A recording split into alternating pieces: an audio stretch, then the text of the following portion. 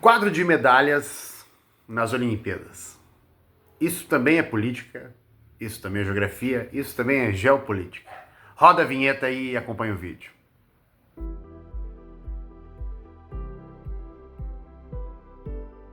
Bom, vamos lá para a tabela. Em primeiro lugar, Estados Unidos. Estados Unidos já tem uma história, um histórico de liderança no quadro de medalhas mundial, não é surpresa para nós, eles repetem com frequência, tiveram 126 medalhas conquistadas, 40 de ouro, 44 de prata e 42 de bronze. A China, segundo lugar. A China vem ao longo dos anos já se mostrando como uma força no esporte.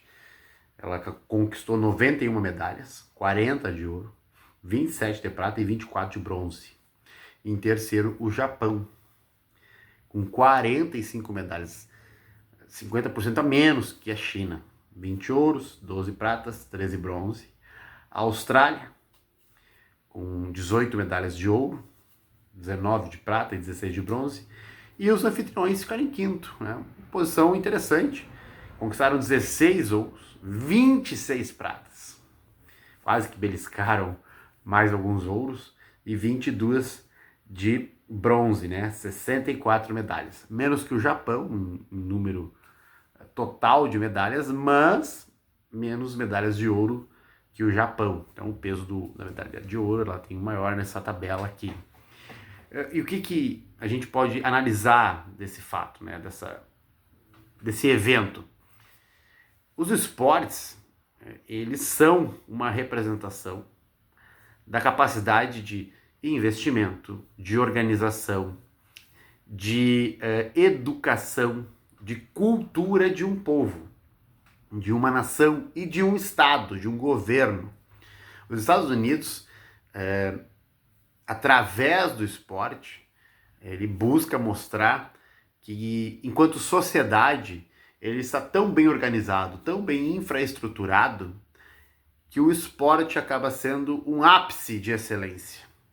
Ou seja, até tem uma passagem que eu vou buscar aqui, vou tentar colocar aqui como um corte, que é uma fala de um dos pais fundadores dos Estados Unidos, Adam, que é na série Adam, que eu acho que passou no Amazon Prime. Eu vou colocar o corte aqui, ela é muito interessante e ela fala justamente sobre isso.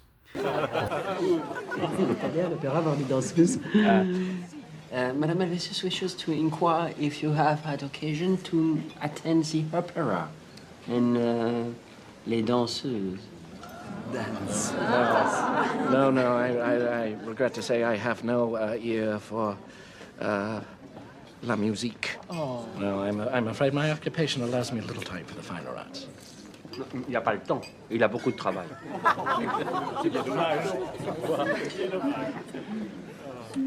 No, I must study politics and war.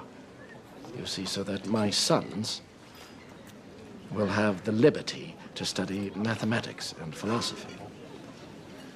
And my sons must study navigation, commerce, and agriculture, so that their children will have the right to study painting and poetry and music. Je dois étudier la politique et la guerre, et alors mes fils auront le droit, la liberté un jour d'apprendre les mathématiques et la philosophie. Mes fils doivent apprendre l'agriculture et la navigation, et alors un jour ils auront le droit d'apprendre la poésie, la peinture et la musique. C'est très organisé. Très ennuyeux. Bravo, Mr. Adams.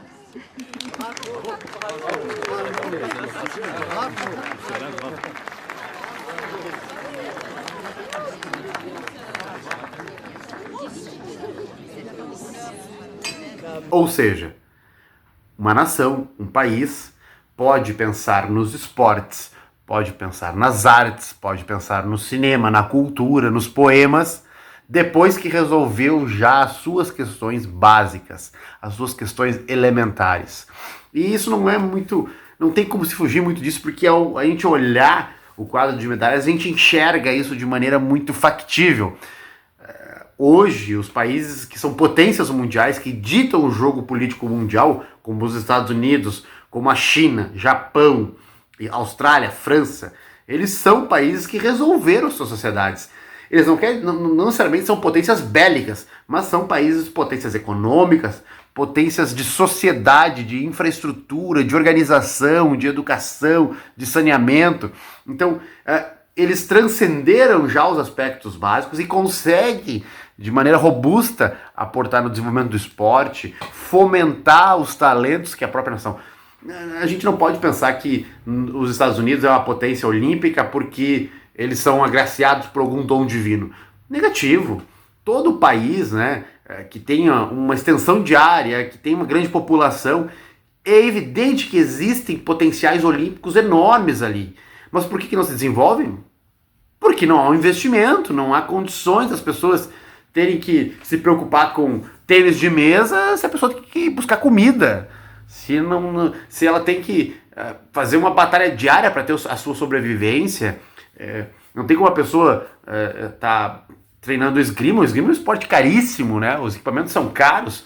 Como é que um país que tem graves problemas orçamentários, infraestruturais, de educação, vai fazer um investimento num centro de treinamento de esgrima, por exemplo?